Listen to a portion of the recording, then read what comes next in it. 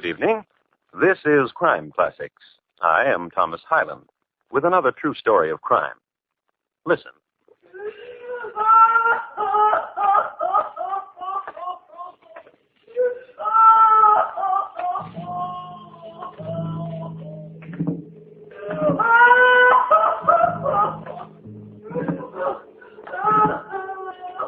This is a dream.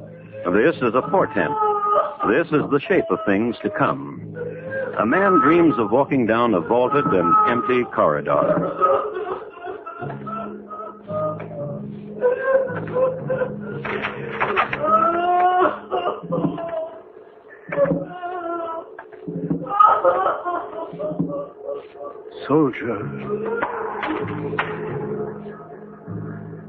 Soldier, Sir? who lies dead here? Look for yourself, sir. Do you see who it is, sir? Yes, Who is it? it is I. Tonight, my report to you on the assassination of Abraham Lincoln.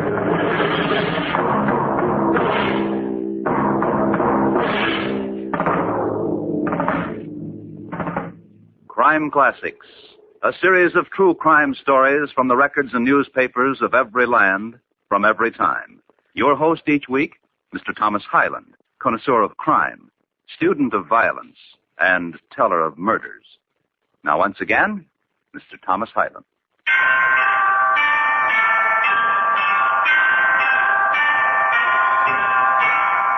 It was April in 1865, and it was Washington, D.C. A hero had come into the city. His name was Grant, a general of the time who, a few days before, had accepted surrender from another general of the time whose name was Lee. So it was a time of victory celebration, of burning candles for prayer and illumination and thanksgiving, of dancing in the streets, of noises and silences, of reunion, of shrill, of tears. The sounds that mankind makes when something is won or lost forever, or returns, or perishes. That was the sound John F. Parker made as he throws a whiskey bottle against the wall of the room. His friend was happy, too. Open another bottle, please. Sure. Yeah, here. Do it. Now lean back your head. Slow now. Trickle it.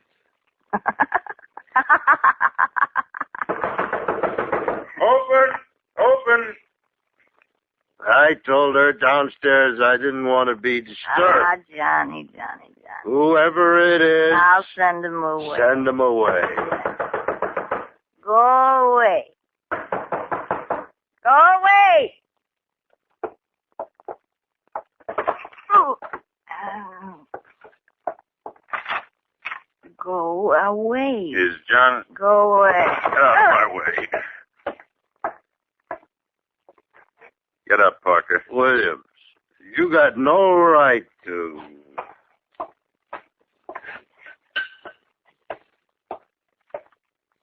Now get up.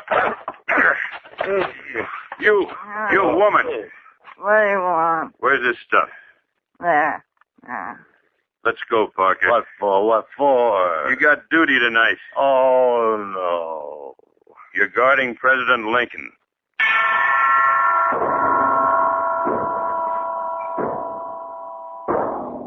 John F. Parker, member of the Metropolitan Police Force of Washington, the District of Columbia. John F. Parker, a rumpot. He was about 35 years old, and he was married. And the laughing lady you just heard was not his wife. He had been in the Union Army for a little while, but was dismissed from it for the good of the war effort.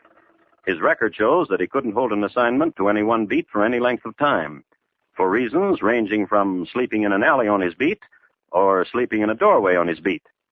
This is a man who was assigned to guard President Lincoln. How did this happen? Simply, Mrs. Lincoln wrote a note. To Provost Marshal James R. O'Beirne, this is to certify that John F. Parker, a member of the Metropolitan Police, has been detailed for duty at the Executive Mansion by order of Mrs. Lincoln. Why did Mrs. Lincoln write such a note? No one ever asked her, so I can't say. But we know that John F. Parker, more or less sober, appeared at the White House, and he and Mrs. Lincoln had a small chat. There are rumors, of course, Mr. Parker. You must have heard them. Rumors, ma'am? About Mr. Lincoln. About Mr. Lincoln, ma'am? That there are conspirators, and attempts will be made on his life. Yes, ma'am. Ma'am? Yes, Mr. Parker. May I ask a question? Of course. Why was I selected to bodyguard Mr. Lincoln? Because... Mary, prevail upon him. Prevail upon him. Oh, what's the matter, Mr. Lincoln? General Grant here. He's changed his mind. That's right, Mrs. Lincoln, I have. Prevail upon him, Mary. Oh, well, surely, General, the people are expecting you. All over Washington, they expect an appearance from you, and it's the theater tonight. It's impossible. But suddenly you tell us it's impossible. Why? I'm going home. I'm going to Burlington. But tomorrow you can go to Burlington. Tonight. General, Ma'am? even the newspapers headline your name above Mr. Lincoln's. Surely, for such a privilege, you would not disappoint... I've been long from home, ma'am. Yes. Yes, you have. Goodbye, Mrs. Lincoln. Mr. Lincoln. Yes. Goodbye. Goodbye. It troubles me. What does? So suddenly he changed his mind. Strangenesses are... Mr. Lincoln, Yes, Mary. this is your guard. His name is John Parker. How do you do, sir? Mr. President. I did not wish to appear rude, sir. In truth, I did not see you. This, You may go, Mr. Parker.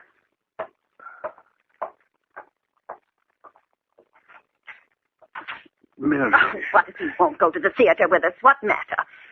We'll ask that young couple, that Major Rathbone you seem so at ease with. We'll...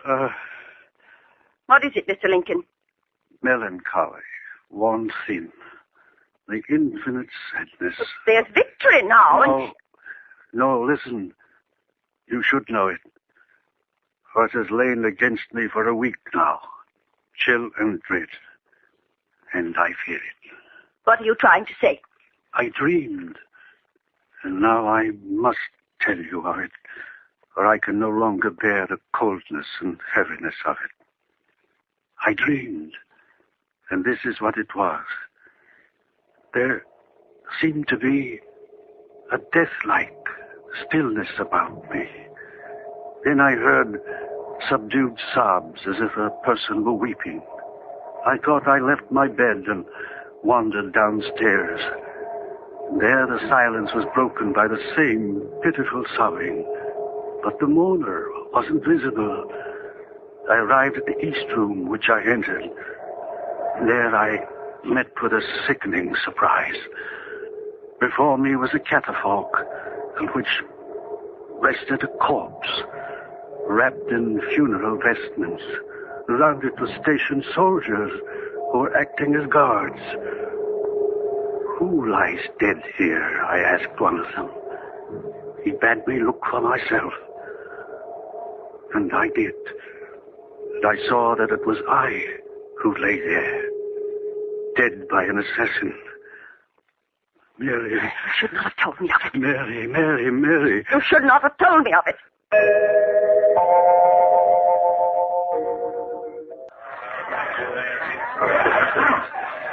Famous man you'll be.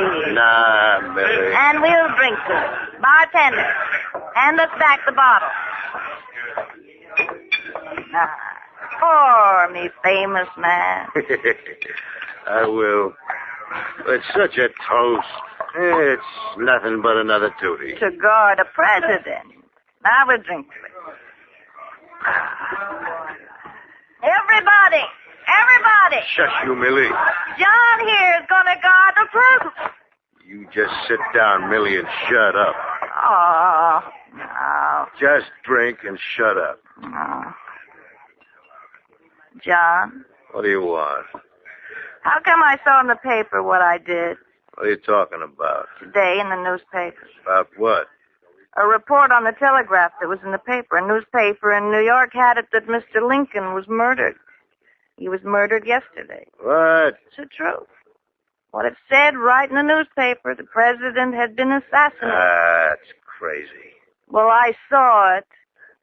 You get a newspaper. You'll see it, too. Mischief. That's what it is. Drink your drink.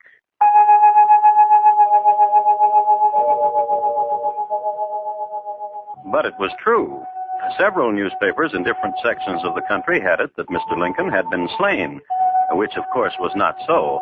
This was late afternoon of April 14th, and Mr. Lincoln was alive, spending time with Mr. Stanton, his Secretary of War, then with his valet, who attended him while he dressed, then with Mrs. Lincoln. Mr. Lincoln was alive, and in good mood. How nice you look, Mary. Thank you, Mr. Lincoln.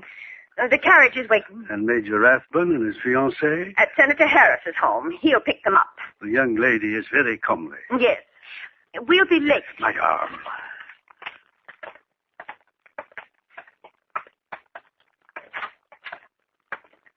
Thank you, Mr. Parker, sir. Mr. Parker. The driver knows where to go, does he not? Ford's Theater. Ford's Theater.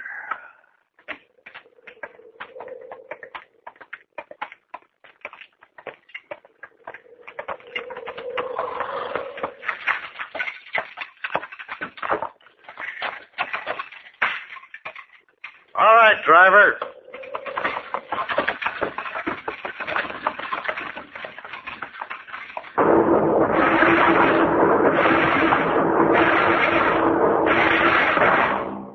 It was a raw night, and before they reached the theater, it drizzled a little, then stopped. And all over Washington, tens of thousands of candles burned. Backdrop for victory, for celebration, for remembrance. Backdrop for tears.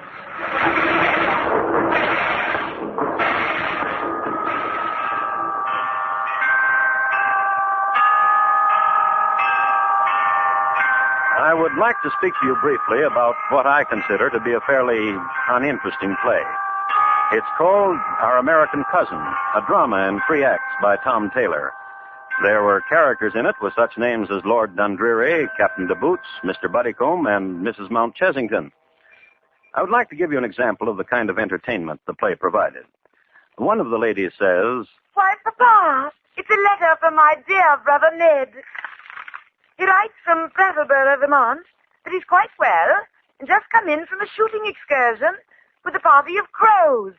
Splendid fellows, 6 feet high. and Lord Dundreary answers to the effect that he is amazed to hear of birds 6 feet high, that they must be tremendous animals indeed. And the actress answers, Oh, I see what my brother means. A tribe of Injuns called crows, not birds. Now, that's not very sparkling, is it? But this is the play that the president elected to see on the night of April 14th, 1865.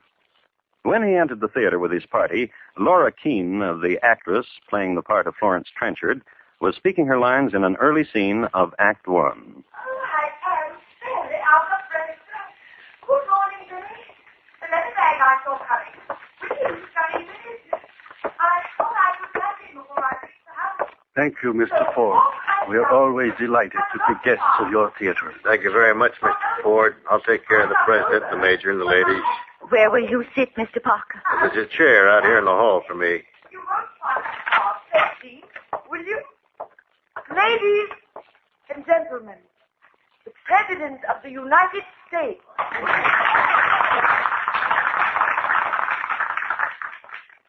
You sit there in the rocker, Mr. President. Mrs. Lincoln, the major, and you, lady. Right there. And if anybody wants anything, I'll be right outside in the hall. I thought I could catch him before I reached the house. So off I started. I forgot to ask. You came for over. I got over the next got in. I wish you'd pick up. You won't find the part of it.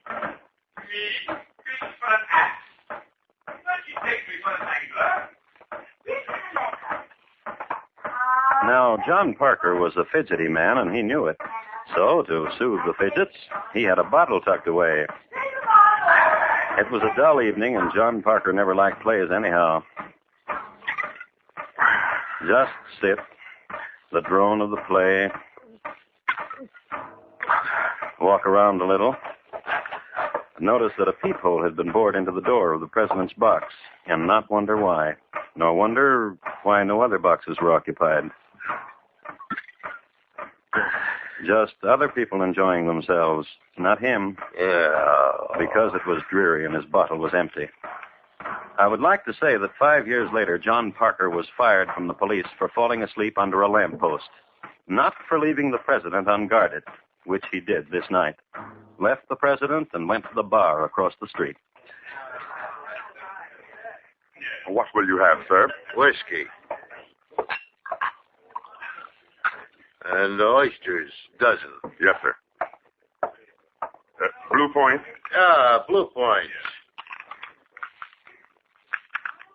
Barkeep? Be with you? Not in a minute. Immediately.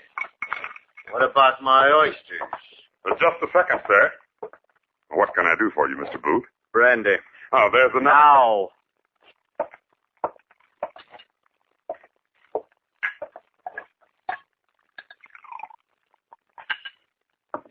Here's your money.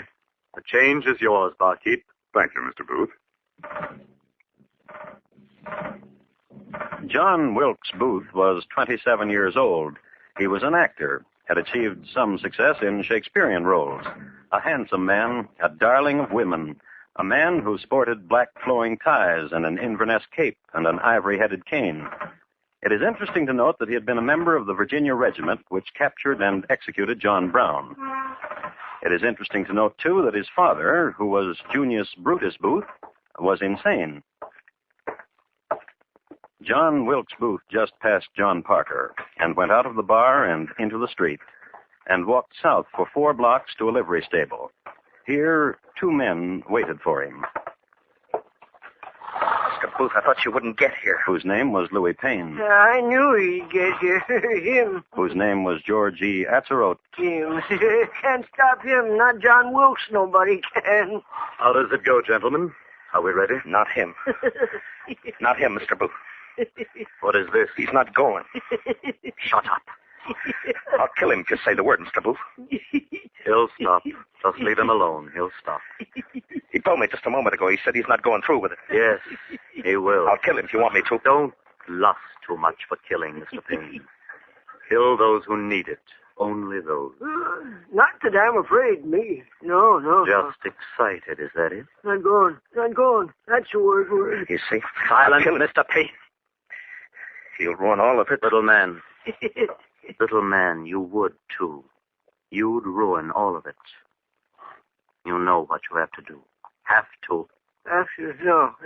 Ask him why. Ask Mr. Payne. Mr. Payne, but he's got no reasons. Ask him why. Little man. Why? Say, do you...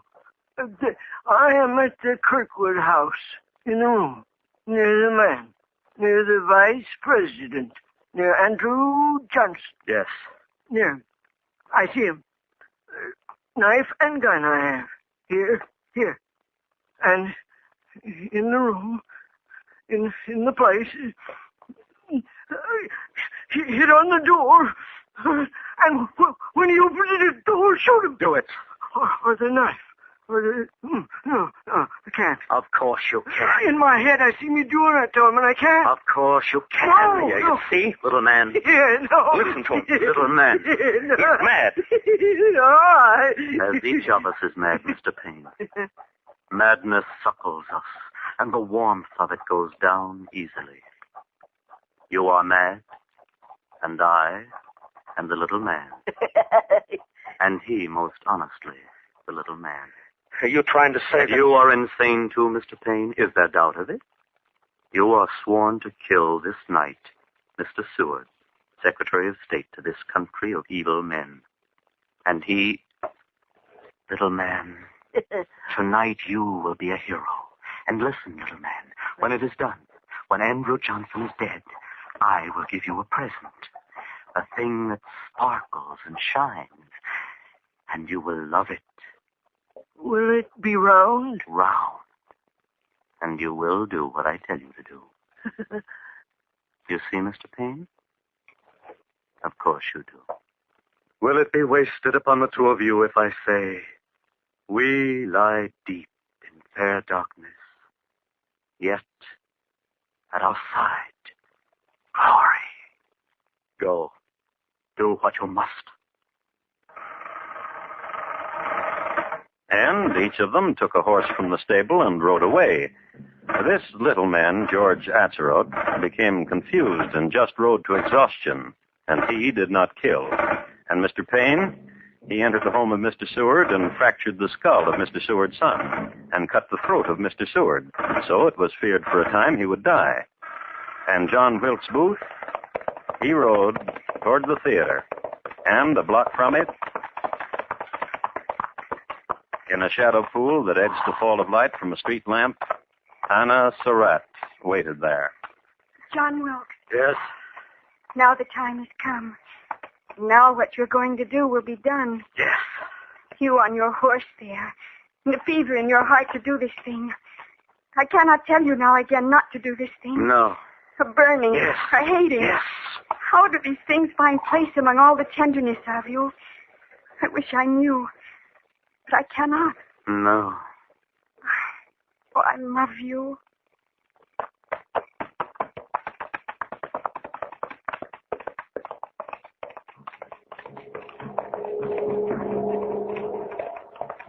And now only a small way more, 1 block more, and John Wilkes Booth rode it. And John Parker, bodyguard to the President of the United States, he was still in the same bar where we left him, choking down another tumbler of whiskey, drinking his way into history's oblivion. Then Booth was at the theater.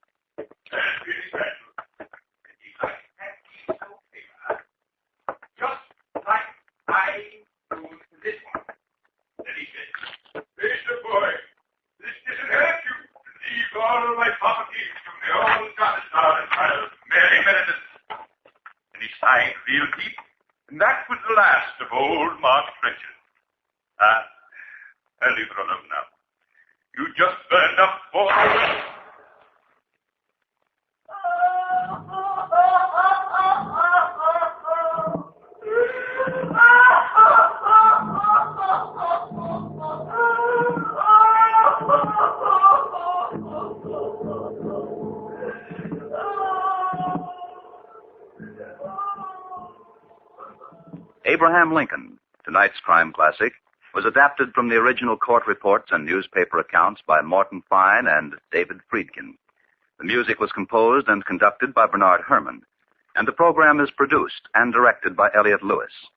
Thomas Hyland is portrayed on radio by Lou Merrill.